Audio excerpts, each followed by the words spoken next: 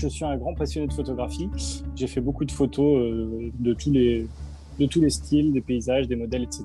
Et je me suis retrouvé en charge du service des phares et balises en Corse, ce qui m'a permis de visiter l'ensemble des phares de l'île et donc de les photographier.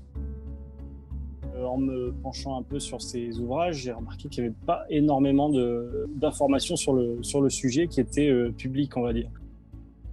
Donc, je me suis un peu penché sur les archives et j'ai remarqué qu'il y avait énormément de choses qui étaient stockées à Ajaccio ou même aux Archives nationales à Paris.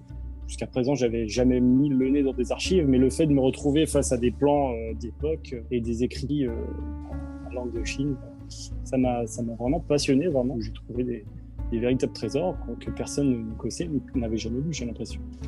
Et donc, ça m'a donné envie de faire quelque chose pour rendre tous ces phares un peu plus connus du public.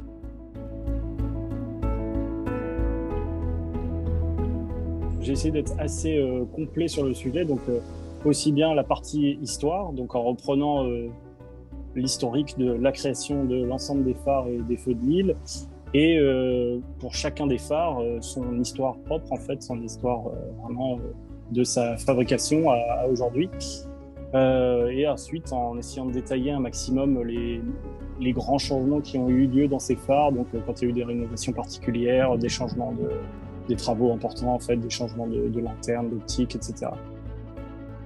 Pour ce qui est de la photo des phares, initialement, je prenais les photos vraiment quand j'avais une visite technique sur un phare dans le cadre de mon métier.